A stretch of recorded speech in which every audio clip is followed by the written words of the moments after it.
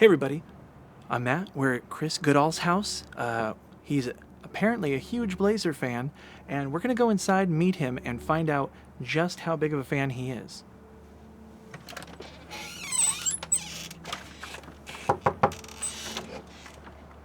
Hey, I'm Matt. My name is Chris. Chris, Come on in.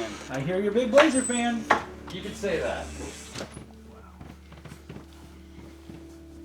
This is exciting. Walton, right after we won the championship. Wow. Whoa. Wow. Oh my gosh. Got some stuff. To say the least. Yeah. Wow, yeah. Oh man. This is awesome. This is so you can see if you're as tall as Clyde the Glide. Right.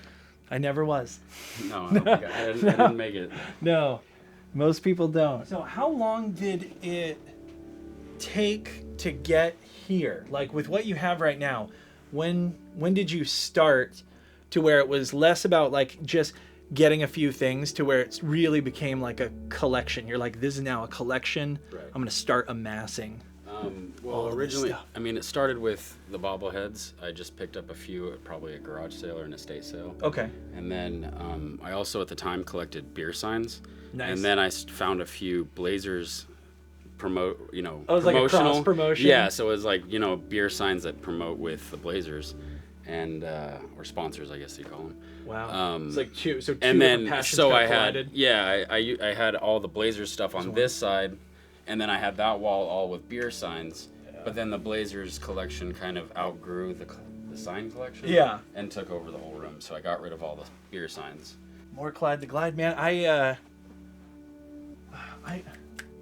I don't think I didn't own this, but there was somebody that I knew who owned, I believe, one just like this. I've got another one downstairs. Is that from like the late 80s? This one? That probably would have been The early 90s maybe? Early 90s. Okay. Early 90s, yeah. Yeah, because I remember this face specifically. Right. Man, yeah, some of this stuff is taking me back. Wow. 1 year, and that's, besides the championship ball, that's the most prized signed team basketball. Terry Porter, I'm seeing Terry that. Porter. Wow.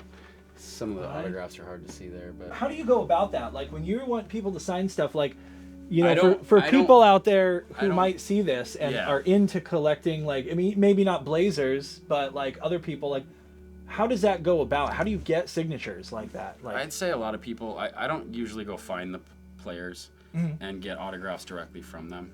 I mean, I'm a season ticket holder with the Blazers. okay, So I have a little more access than other people, but it's still not like I can just walk up to them anytime I just want. holding whatever. Yeah, holding whatever. I still kind of have to track them down a little bit. Yeah. Like you got a lot of people do it for a living, going and getting autographs, and they just follow their Instagram and follow their social media accounts, and they can find out where they're going to be. Huh. But I prefer to find it the way it is. Okay.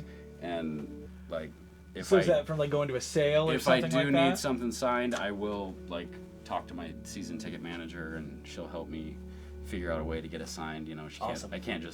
she can't just get it signed for me, but Just because we didn't get to cover it before. Like, have you been a lifelong Blazers fan? I mean, I started out. I went to a few games when I was younger. Okay. It wasn't really something that was important to me. I went in the military. I came home, and I don't know where it picked up, but one of my buddies is a really big Blazers fan, and I saw his like passion for the team, and then it kind of sparked mine. Yeah. And ever since then, it's kind of just went. Yeah. And now I'm like the foremost authority on Blazers memorabilia and the team and everything. I have two friends that are huge Blazers fans, and so it's like I get to be like sort of updated constantly whether I like it or not Right. from those two people. No, you get all, yeah. And you so see their I feed. feel like I'm part of it. I feel like Right. I'm in it. Right. Classic Wendy's cups right here. Right. I was very I mean because you said that you had nearly everything, and I was like, well, we'll see when we got the Wendy's or Right. not the Wendy's cup, the Dairy Queen cups. Dairy Queen We'll cups. see when we got those Dairy Queen cups, and man, here they are. Yeah. Do you think from being on the news that it like you're gonna even get a bigger foothold into your collection, like because more people maybe have stuff that they either want to sell or donate because yeah. they're like, I don't want money, but I want to make sure it goes to somebody who really likes it. Right, and that's what this lady's main concern was she didn't want to take the time to piece each thing out Sure. and try to sell it individually, it's twice. I mean, it's 10 times more work to do it that way. Oh yeah. Than to sell it, and she was really worried because it was her passion, and all of her friends, every time they got a Blazers item, they gave it to her. So she had a little story behind every single item, and she wanted to make sure it was appreciated by whoever got it. So selling it to me as a whole lot, it was just cool, really cool to me. Like this was actually sold to me by a guy. Oh wow. He was friends with one of the Cleveland Browns executives, and the Cleveland Browns executive collected prints for arenas. So just the blueprints and drawings for arenas. Yeah. And this guy posted one sheet on eBay for $15. Okay. And so I private messaged him. I said, "How many do you have that are for the Moda Center?" Or at the time, it wasn't the Moda Center, of course. What's this called? The Arena? The Oregon Arena Project. That was before we named it the Rose Garden, and of course, Moda had to. I have a couple of a lot of card collectors or card sales shops, like basketball cards and stuff. Yeah. I don't really do the cards because it's like a whole nother beast. Oh yeah, that's a collection to maintain on its own. I can't do all that, so understandable.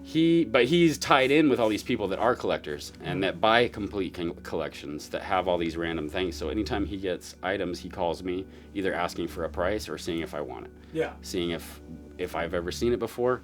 I've gotten quite a few really good items from him. So you have established sort of these Networks.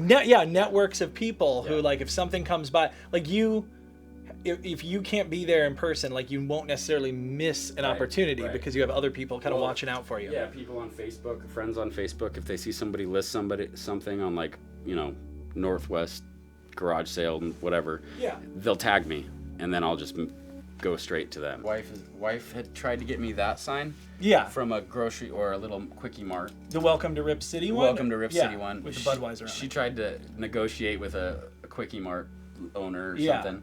They wouldn't sell it. I ended up buying that one off of OfferUp or Craigslist. Yeah, or I wonder like how some of that stuff. But yeah, I'll works. go in all the time and just if I see a sign I don't have, which there's a lot more out there, I just be like, hey, you selling that? Yeah. When are you gonna be done? Can you? I'll come back and check in with you.